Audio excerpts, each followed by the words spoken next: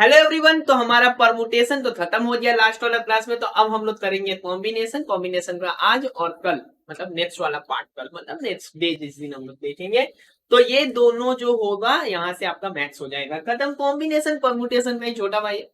यहाँ पे क्या होने वाला है, ऑर्डर चेंज करने से कुछ चेंज नहीं होने वाला। मतलब जब आप NPR लिखते थे, जब आप यहाँ पे NPR लिखते थे ना, तो क्या लिखते थे, factorial n by factorial n minus R. तो NCR लिखोगे ना, तो factorial n by factorial n minus R. मैं वहीं पे बात कर रहा था, ये आर चीजें अपने आप को रीअरेंज करती है फैक्टोरियल आर वेज में, लेकिन यहाँ तो भाई NCR में तो वो चीज आएगा नहीं, तो उसको हटाओ, डिवाइड करो। सिंपली होता ही है कि NCR is nothing but NPR divided by factorial. अब यहाँ पे एक चीज समझ के रखना कि NC0 और NCN ये दोनों ही 1 होता है। मतलब हम किसी को नहीं सेलेक्ट करेंगे या पूरा चीज सेलेक्ट कर लेंगे, एक ही है। यहाँ पे हम लोग ओवरव्यू ले रहे हैं, डिटेलिंग नहीं, बट सारा चीज समझ लेंगे। NCR जो होता है वो NCN माइनस आर होता है। मतलब कहीं पे लिखा हुआ रहे NCX और लिखा रहे NCY, तो हो सकता है कि x इक्वल टू वाई हो, अदरवाइज x प्लस वाई जो है, x और y दोनों को जोड़ के जो है वो n आना चाहिए। ये दोनों या तो इक्वल हो या दोनों को जोड़ के n आना चाहिए। क्योंकि तुम 10 में से 3 चीज सेलेक्ट कर रहे हो या 7 हटा देते हो, एक ही बात है। ठीक है ना। तो अभी देखो, एक और वैल्यू है जहां पे सारा लिख लेना, पॉज करो, लिखो, एक एक चीज को अच्छे से। NCR और प्लस में NCR माइनस 1 अगर होता है तो हम इसे लिखते हैं N प्लस 1C। मतलब ये दोनों सेम हो और यहाँ R एक कम रह जाए, तो हम लोग क्या लिखेंगे, N प्लस 1CR। होता है क्यों, देखो यहाँ पे आराम से देखो, ये होता है N माइनस R और यहाँ पे होता है फैक्टोरियल R। यहाँ पे N माइनस R प्लस 1 और यहाँ पे फैक्टोरियल R माइनस। अब कुछ नहीं किया जाता, यहाँ से ये फैक्टोरियल R माइनस 1 कॉमन लेना, तो R रह जाएगा। ठीक है, जल्दी जल्दी मैं एक ओवरव्यू दे देता हूँ इससे, ये आता कैसे। तो फैक्टोरियल R माइनस 1 कॉमन ले लिया और factorial N minus R common ले लिया और ऊपर से फैक्टोरियल N कॉमन ले लिया।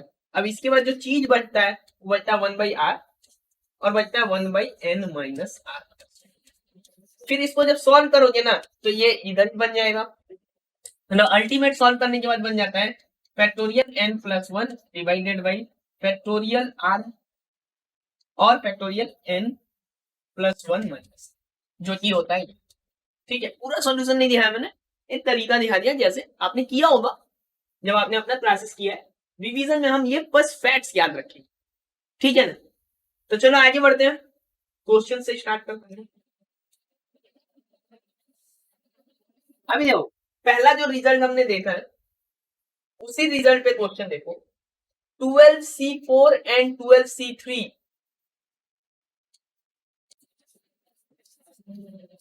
यहाँ R के जगह पे 4 है, ये बना 13C1। निकालते कैसे हैं, 13, 12, 11 एंड 10 डिवाइडेड बाई 4, 3, 2 एंड 1। यही वाला गड़बड़ हो गया था पिछला वाला क्लास का वीडियो में। ठीक है, क्या हुआ था वहां पे, मैं परमुटेशन की जगह पे ये कॉम्बिनेशन वाला चीज आ रहा था, बाद में हमने करेक्ट कर दिया विद इन दैट क्लास। तो 4 और 3 कैंसल आउट हो गया है, यहाँ पे 2 इससे कैंसल आउट हो जाएगा 5 टाइम्स। यहाँ पे हम लोग मल्टीप्लाई कर लेंगे with the help of calculator, जो अलाउड है हमारे एग्जाम में, तो यूज करेंगे। 13 इंटू 11 इंटू 715, तो 715 हो गया आंसर। ठीक है ना। तो 715 हो गया हमारा आंसर। चलो, अब आगे बढ़ने से पहले मैं एक और रिजल्ट बता देता हूं जो थोड़ा काम है अपना।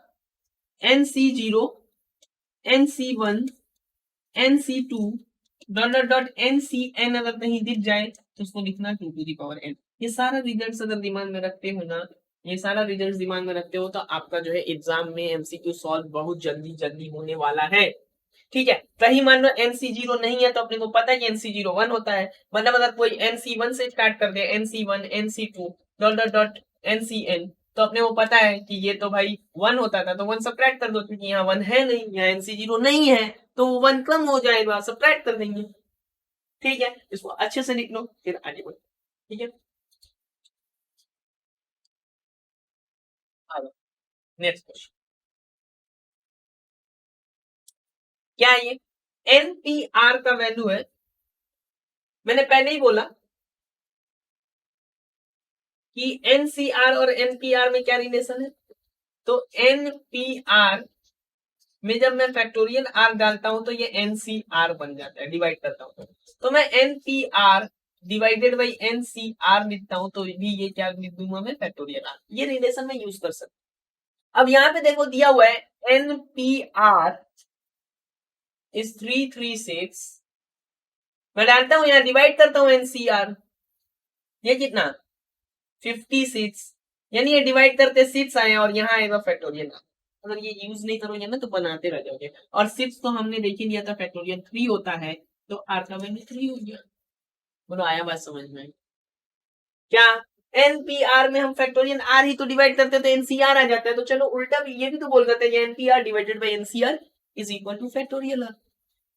अब ये अगर फैक्टोरियल आर इधर से आ रहा है तो हम यहाँ पे भी डालेंगे यही चीज, 336 बाई 56 जो कि 6 है, 6 मेरा फैक्टोरियल 3 होता है, तो मेरा फैक्टोरियल आर अगर फैक्टोरियल 3 है तो आर का वैल्यू तो 3 ही होना है, हो गया वो, आर का वैल्यू 3 हो गया। अभी मेरे को एन भी चाहिए होगा, एक तो देखो यहाँ से समझ में आ गया कि ये आंसर हो सकता है, ये तो होगा नहीं, ये होगा नहीं, क्योंकि एन की आर, एन और आर पूछा ना, तो आर का वैल्यू तो 3 होना चाहिए, तो लेकिन अभी एक और ऑप्शन है नन ऑफ दिस, इसलिए हमें ये वैल्यू निकालना पड़ेगा। तो 3 फैक्टर 336 है, और हम लोग को पता है कि n(n-1) और n-2 आना चाहिए, ऐसा भी लिख सकते हैं n(n-1) और n-2 आना चाहिए, क्योंकि 3 ही फैक्टर आना है, और 336 है। तो अब हमको क्या करना है, 336 को 3 कंसेक्यूटिव नंबर्स में डिवाइड कर देना है, फैक्टराइज कर देना है, तो आप बन जाएगा। तो 336 को अगर हम फैक्टराइज करते हैं तो आता क्या है वो देखो, समझ लो ना, कंसेक्यूटिव एनपीआर में क्या है, कंसेक्यूटिव नंबर्स है ना, तो 336 को भी कंसेक्यूटिव नंबर्स में लिखेंगे, कंसेक्यूटिव नेचुरल नंबर्स में लिखेंगे, तो 2 से अगर करते हो तो ये आता है 168 आई गेस एकदम, फिर 2 से ये 84, ठीक है, 2 से ये 42, 2 से ये 21, और यहाँ पे है 3 और 7, तो अगर मैं 7 रखूं, यहाँ मैं 6 रखूं और ये 8 है, तो मैं लिख सकता हूँ 6 7 8, या यहाँ लिखना है तो मैं लिखूंगा 8 7 और 6, तो मेरा ये जो वैल्यू है ये 8 आ गया मेरा यहाँ पे। एक और तरीका अच्छा सा है, एक और तरीका अच्छा सा है, क्योंकि मुझे पता है कि ये 3 आया है, तो मैं इतना झमेला ना करते हुए 8 को चेक कर लूंगा कि 876 आता है क्या, कैलकुलेटर से चेक करके 336, अगर आ जाता है तो वो आंसर, नहीं तो नन ऑफ दीज आंसर। ठीक है, तो इतना मेहनत भी नहीं करना पड़ेगा, बस आंसर निकालना चाहिए और आपको आंसर ही निकालना। ठीक है, चलो आगे बढ़ते, इसको लिख लो अच्छे से, और ये सब जो पूरा रिवीजन है आपको अगर अच्छा लग रहा है तो ज्यादा से ज्यादा लोगों में फैलाओ इसको। ठीक है, इतना सारा मेहनत किया जा रहा है आपके लिए, तो ये और लोगों तक पहुंचे और हमें भी अच्छा लगे, इसलिए साइड में जो सब्सक्राइब वाला बटन है उसको प्रेस। अभी देखो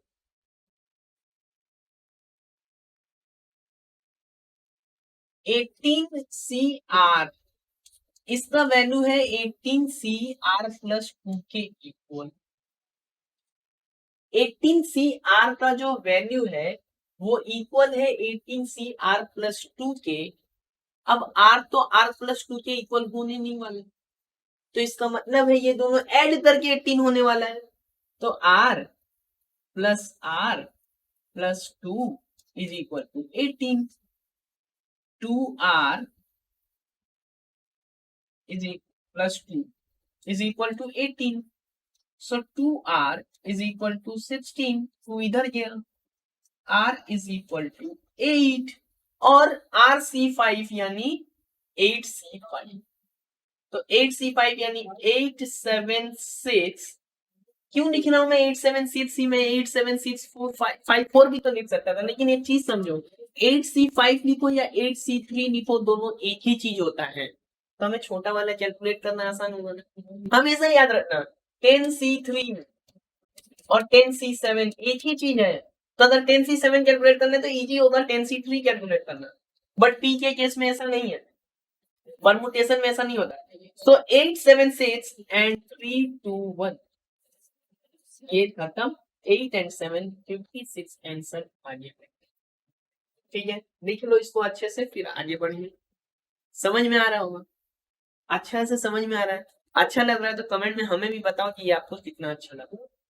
ठीक है ना, चलो आगे।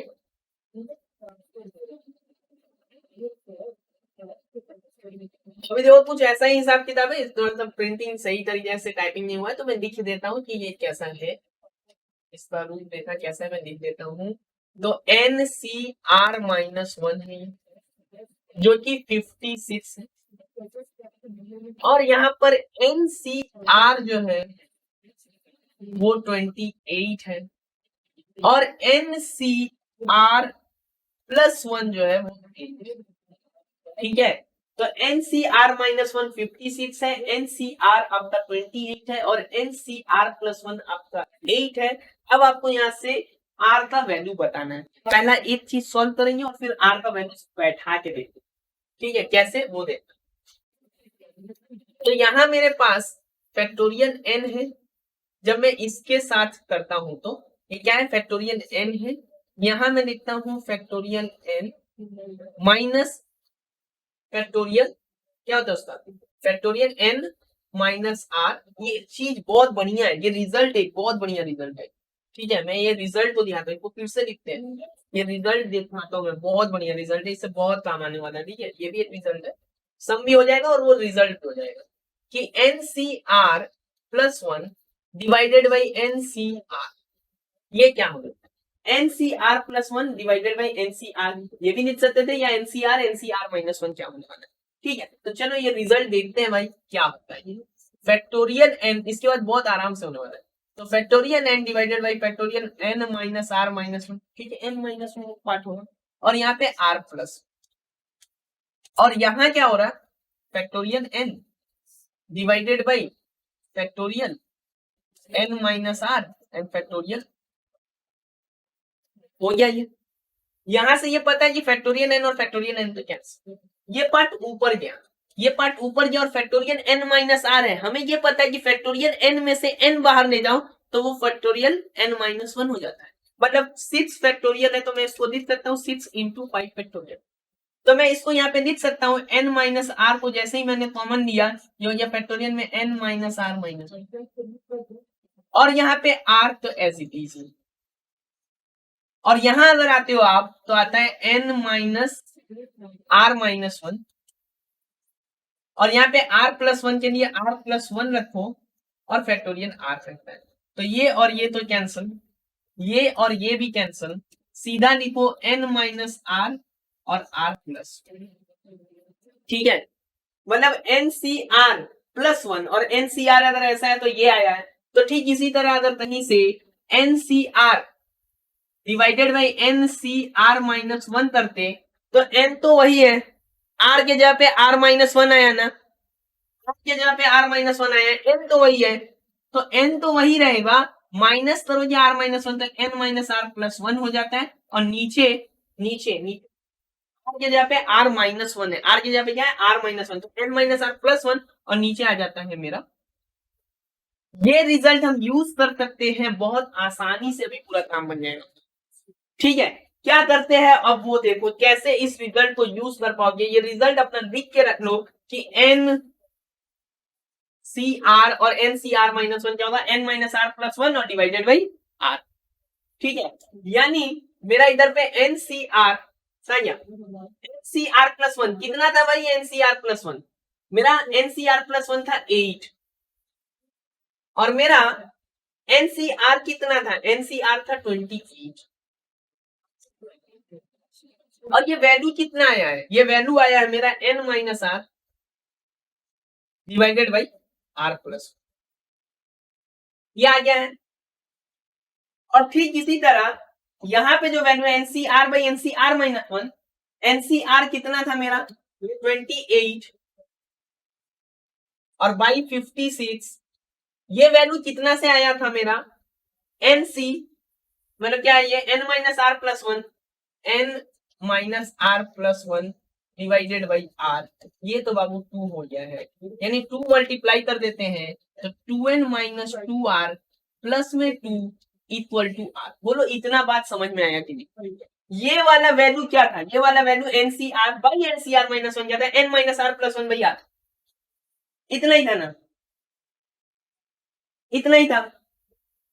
तो ये वैल्यू जब इतना ही था तो नीचे आर है एन माइनस आर प्लस 1 और वहां पे क्या 28 बाई 56 हो गया, ये 1/2 हो गया, 2 इधर मल्टीप्लाई हो गया, यहाँ पे आर है तो मैं लिख सकता हूँ 2n is equal to 3r minus 2, ठीक है, 2r is equal 2n is equal to 3r minus 2। अभी मेरे पास ये है, ये 4 से 2 टाइम्स और 4 से ये 7 टाइम्स, 4 से 2 टाइम्स और 4 से 7 टाइम्स होते ही मेरे पास आ जाएगा 7n minus 7r is equal to 2r plus 2, यानी मेरे पास आ गया 7n is equal to 9r plus. अब जैसे ही ये 9r प्लस 2 है, दो इक्वेशन मिल गया हमको, हम ले जाके इसको सॉल्व कर देंगे। मतलब n के जगह पे मैं लिख सकता हूँ, n की जगह पे इस 2 तो है ही यहाँ पे, मैं इस n के जगह पे लिख सकता हूँ 9r प्लस 2, ठीक है, डिवाइडेड बाई 7, यानी ये 3r माइनस 2 है। अब ये 7 उधर मल्टीप्लाई कर लो ना, 7 उधर मल्टीप्लाई कर तो इधर क्या मिल जाता है 18r plus 4 is equal to 18r plus 4 is equal to 21r minus 14। तो इसको अगर मैं इधर ले जाता हूं तो ये 3r होता है और इसको इधर ले आता हूं तो 18 हो जाता है। इसको मैं इधर लाया तो 3r इज इक्वल टू यहाँ पे क्या 18, तो r का वैल्यू हो गया, r का वैल्यू 6 है। मैं पूरा अच्छे से निकल जाए इसके लिए मैं थोड़ा सा n का भी वैल्यू निकाल लेता हूँ कि आंसर चेक कर लूं, इतना बड़ा क्वेश्चन है। तो यहाँ पे 54 और 2 56, 7 से डिवाइड करोगे तो 8 आ जाएगा n का वैल्यू, चेक कर लेते हैं। n का वैल्यू 8 और r का वैल्यू 6 अगर होता है तो n मतलब 8c7 8 आता है, सही है भाई आंसर, आंसर भी गलत नहीं हो सकता। 8c6 8 इंटू 6 बाई 2 इंटू 1, ठीक है, 4 हो गया, 8 इंटू 7 सो 4 7 28, और 8c6 अगर लिखते हैं तो 8 7 पूरा बोर्ड भर गया, घुमा फिरा गया, और यहाँ पे 3 मतलब 8c6 लिख रहे हैं, 8c6 लिखा था, एक मिनट 6 था ना, 8c5 लिख रहे हैं, 8c5 लिख रहे हैं, और जब r माइनस 1 तो 8c5 लिख रहे हैं, और 8c5 लिखो 8c3 लिखो, एक ही बात है, तो 3 2 1 56, तो अपना आंसर भी सही है। n का वैल्यू है 8 और r का वैल्यू 6, सबसे पूछा था r6। आगे बढ़ते हैं, पूरा अच्छे से इसको ऑर्डर में लिख लो पॉज करके, समझ लो, अच्छा क्वेश्चन था और ये रिजल्ट भी बहुत सामने आने वाला है। n minus R plus 1 divided by r, when n minus R और n माइनस आर माइनस 1 को हम डिवाइड करते हैं तो, ठीक है, चलो लिखना हो गया होगा ये, आगे बढ़ते हैं, पॉज करके लिख लेना।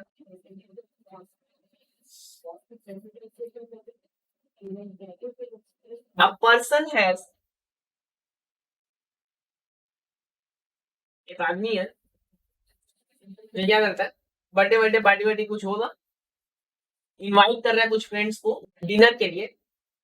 The number of ways in which he may invite one or more than one friend at dinner. तो बताओ भाई, एक या एक से ज्यादा फ्रेंड को इनवाइट कर रहा है, और इनवाइट कर रहा है तो ये कॉम्बिनेशन वाला पार्ट है, कि किसको पहले किसको बाद में, ये दिक्कत तो है नहीं। तो 8c1 1 और मोर देन 1 बोला तो 8c0 तो नहीं लिखे, तो 8c1 8c2 8c3 8c4 8c8, ये एक्चुअली हो जाएगा 2⁸ 8 - 1। स्टार्टिंग पे इस पे बात किया था क्योंकि यहाँ पे 8C0 है नहीं, वो 8C0 नहीं है, इसलिए 2⁸8 - 1 2⁸8 कर लेंगे हम लोग। 2⁸8 आई गेस 256 होता है, हाँ 256 होता है, और -1 यानी 255 होते हैं। तो कभी भी ऐसा n फ्रेंड्स है और one or more than one friends बोला जाए तो मेहनत नहीं करना है, 2⁸n - 1 बात 2⁸8 - 1 10 फ्रेंड होता है 2⁸10 -1, ठीक है। इसको एक और तरीका है, मतलब ऐसे तो एक और तरीका है, ठीक है, फ्रेंड्स को बुलाना नहीं बुलाने का एक और मेथड है, उस पर भी जा सकते हैं, तो वो भी बता देता हूँ। सेम क्वेश्चन है बट एक और मेथड। अपने पास 8 फ्रेंड्स है, तो ये दूसरे में काम आएगा, ये मेथड कुछ और क्वेश्चंस में अपना काम आ जाएगा। तो 3, 6 और 2 8। अब जो हर फ्रेंड के लिए क्या है, या तो तुम उसको बुलाओगे या नहीं बुलाओगे।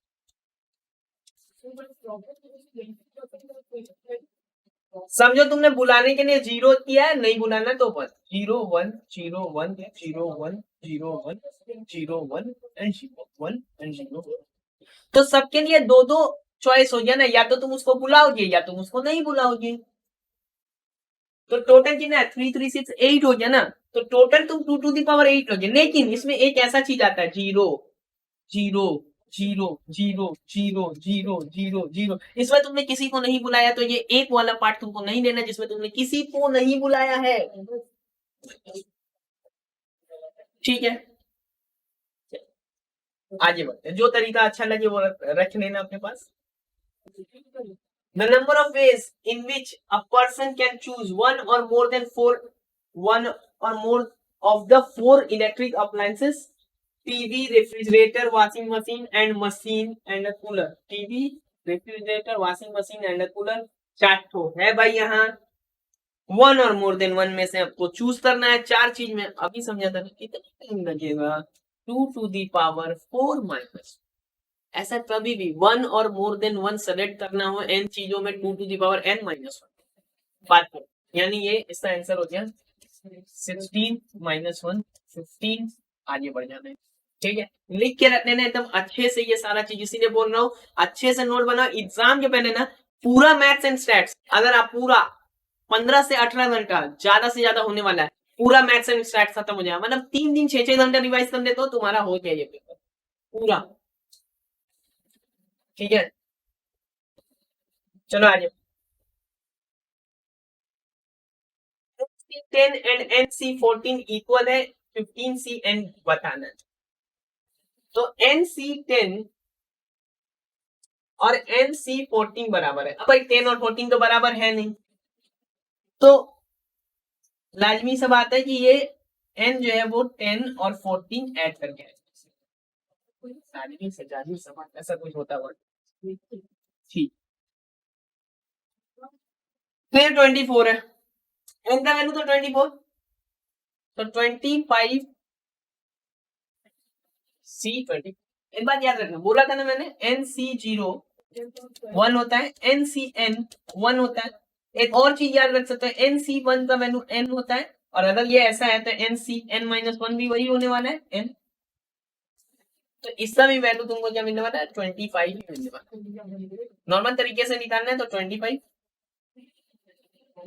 C24 is as good as 25 C1। अगर ऐसा होता है तो इसका सीधा आंसर 20। अच्छे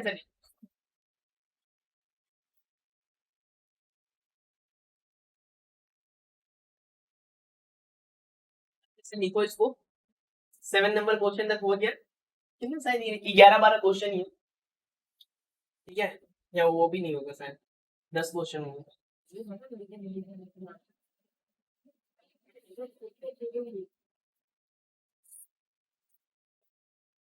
चलो आगे बढ़ते हैं।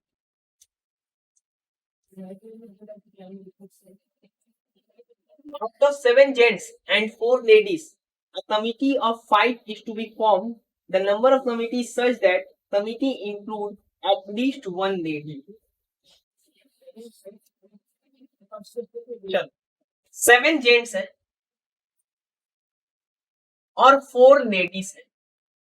The number of committees such that the committee includes at least 1 lady, तो हो सकता है उसमें 1 लेडी, कितना लोग का कमिटी बनाना है, 5, a committee of 5 it to be form.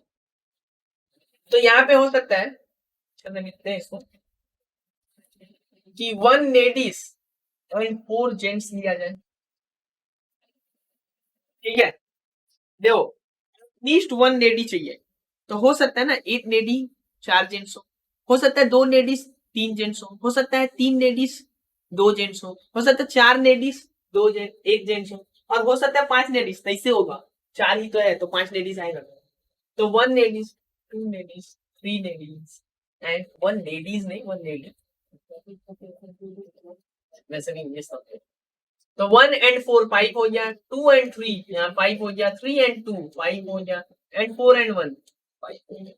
अब इसको हम कैसे सेलेक्ट करेंगे, तो 1 लेडी को सेलेक्ट करना है 7 में से, नहीं 4 में से, तो 4C1 इंटू 7C4, ये वैल्यू निकालना है यहाँ पे।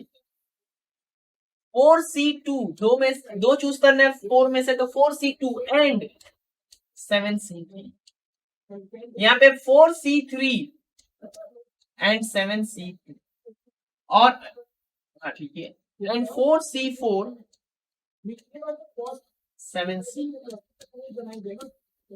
अब सारा वैल्यूज को आराम से हम लोग कैलकुलेट कर लेते हैं अलग से। तो 7C4 लेना है तो 7 6 5 4 और 4 3 2 एंड 1, तो 4 तो इधर से कैंसिल, 3 2 इससे कैंसिल, तो 35 हो गया। तो यहाँ है 35 और 4C1 होता है 4, तो 4 इंटू 35 जो कि हो गया 140। अभी चलो दूसरा वाला देख लेते हैं। 7C3 और 7C4 एक ही वैल्यू आता है, तो 7C3 और 7C4 एक ही वैल्यू है, तो ये भी 35 हो गया। और 4C2 मतलब 4 इंटू 3, तो ये वैल्यू तो 4C2 हो गया मेरा 6, तो ये वैल्यू कितना आ गया 35 इंटू 6 210। अब 4C3 और 4C4 है, 4C3 तो हमेशा 4 ही होगा और 4C4 तो 1 ही होगा। 7C1 होता है 7, ये तो 7, ठीक है 7 तरीका हो सकता है। ये पूरा लेडीज नहीं लियो तो एक ही है, और 7 तरीके से किसी एक तरीके से तो मान लीजिए 4C3 तो 4 हो गया, और 7C2 यानी 7 इंटू 6 डिवाइडेड बाई 2 इंटू 1, तो ये हो गया 21, तो यानी ये 84 है। तो यहाँ पे 140 और 210 हो गया 350, 350 एंड 91, 350 एंड 91 441, 350 एंड 91 441। तरीका समझ में आ गया, कमिटी फॉर्म कैसे कर सकते हैं, ठीक है ना। चलो आगे अत्यंत समझ गया। क्या किया, 1 ladies 4 gents, 2 ladies 3 gents, 3 ladies 2 gents, 4 ladies and 1 gents. ऐसा क्वेश्चन और भी आ सकता है, बोलेगा कि नहीं पर्टिकुलर मिस्टर एक्स रहेंगे ना तो मिसेस वाई नहीं रहेंगी, मिस्टर एक्स का चेहरा पसंद नहीं उनको, तो कमिटी में अगर मिस्टर एक्स रहते हैं तो मिसेस वाई नहीं रहेंगी, वो भी हम लोग क्वेश्चन आगे देखेंगे। चलो 9 नंबर क्वेश्चन सिमिलर है जैसा क्वेश्चन हमने पहले किया, इसलिए मैं बस इसको ठीक से लिख देता हूँ कि कैसा है ये क्वेश्चन, और इसका आंसर आपको कमेंट में बताना रहेगा। H2 है, मतलब ये रेशियो है, इसका रेशियो है 20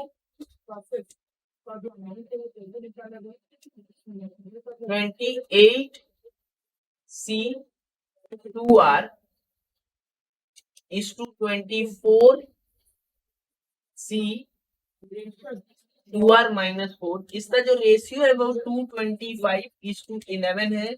आपको बताना है कि R का वैल्यू क्या होगा, इसका आंसर आपको कमेंट में बताना है, ठीक है ना। चलो अब लास्ट क्वेश्चन है शायद इसके बाद होना शायद लास्ट, और क्या नहीं। तो पहला बात, कोई भी डेटा गन मतलब उसमें 10 साइड, तो बोला जा रहा है कि इसमें नंबर ऑफ डायगोनल्स कितने होने वाले हैं। तो देखो भाई सबसे पहले तो तुम ये समझो मान लो 4 पॉइंट्स वाला एक पॉलीगन है, 4 पॉइंट्स वाला पॉलीगन है, यानी 4 साइड्स होगा इसमें, तो यहाँ स्ट्रेट लाइन कितना बन सकता है? इतना स्ट्रेट लाइन बन सकता है। कैसे स्ट्रेट लाइन बनाती कैसे भाई? पॉइंट्स लेना है, 2 पॉइंट से स्ट्रेट लाइन बन जाता है। तो मेरा 4C2 is the total number of straight line, but उसमें 4 तो साइड्स हो जाएगा, उसके अलावा जो चीज होता है उसको डायगोनल्स बोलते हैं। इसका मतलब अगर मेरे पास n पॉइंट्स है तो इससे NC2 स्ट्रेट लाइन्स बनेंगे और माइनस कर देंगे हम n जब मेरा डायगोनल्स बोला जाए। क्यों? क्योंकि मेरा नंबर ऑफ साइड्स को हटाना पड़ेगा। साइड जो स्ट्रेट लाइन बना रहा है वो डायगोनल नहीं, उसके अलावा जो है वो डायगोनल। तो NC2 यहाँ जो है वो डेटा देन है number of diagonals in data then, यानी 10, यानी 10C2 माइनस 10, 10 कितना 10 into 9 divided by 2 into 1 minus 10, इससे तो हो जाए ये 5, 45 माइनस 10 हो जाए ये 30। ठीक है, हो जाए ये 35। जैसे स्ट्रेट लाइन है ना वैसे वो भी समझ सकते हो। मान लो 10 लोग हैं, सभी आपस में शेक हैंड करते हैं, हाथ मिलाते हैं, ठीक है, तो इसको हैंड शेकिंग नेमा भी बोलते हैं।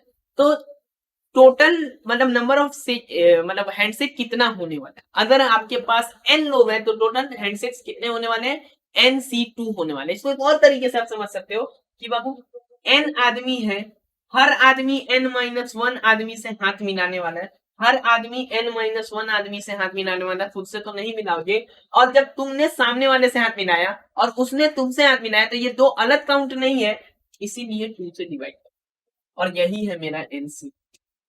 ठीक है, सलेक्शन ऑफ 2 थिंग्स, मतलब selection of n things taking 2 at a time. चलो ये समझ में आ गया होगा, ठीक है। अब जो नेक्स्ट वाला पार्ट है, अभी तक क्या पहला वाला पार्ट में हम कॉन्सेप्ट में घुस गए हैं, नेक्स्ट वाला में अच्छा लेवल पर क्वेश्चंस भी देख लेंगे। अगर आपका पेपर टफ आता है तो, अगर आपका नॉर्मल पेपर जैसा आज तक आया ना उतना तो इसी में काम हो जाए, ठीक है। तो चलो वो वीडियो जो है नेक्स्ट वाला जो है वो अपना मैथ्स का लास्ट क्वेश्चन है, इसके बाद फिर स्टैट्स स्टार्ट हो जाएगा। तो आज के लिए इतना ही। वीडियो अच्छा लगा हो तो लाइक कर देना, चैनल पर नए हो तो सब्सक्राइब कर देना। आज के लिए थैंक यू।